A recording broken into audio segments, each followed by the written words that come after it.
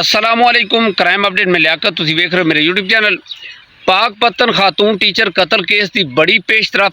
मुकदमे का मरकजी मुलजिम वारदात तो बाद सिंध फरार हो गया सी। सिंध पुलिस के हत्थे चढ़िया, फिर उसनू पंजाब पुलिस के हवाले किया गया और पंजाब पुलिस की हिरासत दे विच उसकी हलाकत, CCTV मुकाबला या कुछ और ओवरऑल मुकम्मल इस वाक़े की तफसील तुहाडे नाल डिस्कस करांगे।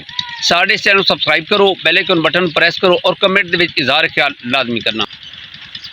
जी दोस्तों, पिछले दिनों के विच पाकपतन हसनपुरा दे विचों एक टीचर अगवा होंदी है कि वो स्कूल जाती है, वापसी ते वो घर वापस नहीं आती। उसनू एक बंदे ने अगवा किया। वो बंदा जिहड़ा है सी उसका अपना किराएदार है सी, बड़ा पुराना किराएदार है सी, मुलजिम कांस्टेबल जाहिद सुखेरा। उसने उसनू अगवा किया, फिर पाकपतन 25 किलोमीटर दूर ले जाके उन्होंने मौत के घाट उतारे और उन्होंने उत्ते जहरीला मवाद सुट के उन्होंने डेड बॉडी नूं जलाया। फिर उन्होंने उसनू खेतों के सट के फरार हो गया सी। बाद दे विच मरहूमा रेहाना अख्तर की एक बेटी है सी, एक भाई है सी। वो भाई की मुदैयत दे विच FIR कटी गई। उन्होंने बड़ा उन्होंने तलाश किया लेकिन नहीं मिले। बाद दे विच जदों पता चलिया, पुलिस ने तहकीक किया कि इस जगह ते एक डेड बॉडी खेतों के पई है। उसकी शनाख्त नहीं हुई, चेहरा मसक कर दिता गया सी और उसकी बेटी ने उन्होंने जुतियां तो उन्होंने पहचानिया। कुछ दिन पहले उसनू उन्हें जुत्ती लैके दी सी वालदा नूं कि यह तुसीं पहना करो। उस जुत्ती तो उसकी शनाख्त हुई, उसकी पोस्टमार्टम वगैरह होया गया, छानबीन की गई। बड़े अरसे तो यह किराएदार रह रहा सी जाहिद इसाक सुखेरा। ये पुलिस दे विच पेट्रोलिंग पुलिस दे विच मुलाजिम है सी और इसकी कोशिश है सी कि यह जिहड़ा मकान है ना, ये कभी मेरा हो जाए ना। इसनू ने जबत करन कारण, हजम करन कारण ये वारदात की थी। इस वारदात तो बाद ये सिंध फरार हो गया तो रुपोश रहा, फैमिली नू भी नाल लैके गया। उम्र इसकी कम अज़ कम 50-55 साल के राउंड अबाउट है। उत्थे जाके जनाब ये रुपोश होया। फिर ये सिंध पुलिस के हत्थे चढ़ गया। सिंध पुलिस ने इन्हूं गिरफ्तार किया। फिर उन्होंने पंजाब पुलिस के हवाले कर दिता।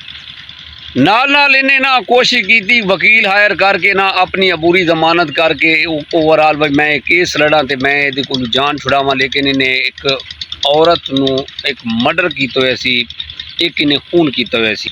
इसकी जान बड़ी औखी छुटनी सी कि मुदई जिहड़ा है सी उस मकतूला दा भाई है सी और वो इस चाहते सी कि इस नूं जिहड़ा ना CCTV के हवाले किया जाए। इन्हें एक बड़ा सफा हरकत की है। इस तो पहले ना दो मुलजिम जिहड़े ने वो पुलिस की हिरासत ले गए सी। एक रिहाना है सी औरत और एक दा नाम सी आसिफ। उन्होंने फिलफौर गिरफ्तार कर लिता सी। इसके गायब होने तो बाद ये गायब हो गया सी। ये फिर पुलिस की हिरासत दे विच जदों ये आया है तो इसनूं ना दिल का दौरा पिया है तो इसकी अचानक मौत वाक़ हो गई। मेरे ख्याल एक दिन या दूसरे दिन इसकी मौत वाक़ हो गई। और ओवरऑल जिहड़े उस इलाके दे विच बंदे है सी उन्हां दी भी यही गुजारिश है सी DPO साहब अगे कि इसनूं CCTV के हवाले किया जाए।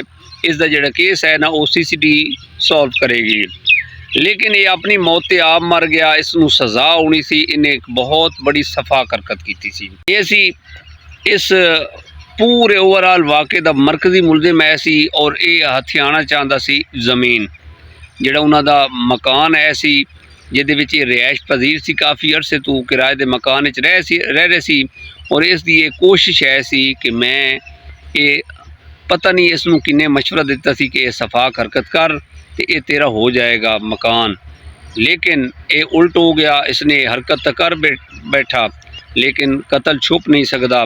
आखिरकार इसका फैसला हो गया। Patrolling constable Zahid Ishaq Sukhera police हिरासत दे विच मारिया गया। इसकी अपनी मौत आप मर गया।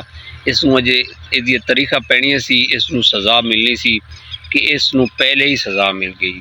देखो लालच दे विच ये जाहिद सुखेरा अंधा हो गया सी। इसकी उम्र देख लो और इसके कम देख लो। दोस्तों इबरत का निशान बन गया है, लिहाजा साडे लिए सबक आमोज़ है। अपना ढेर सारा ख्याल रखना। साडे चैनल सब्सक्राइब लाजमी कर लेना और कमेंट दे विच इज़हार ख्याल लाजमी करना। खुदा हाफिज़।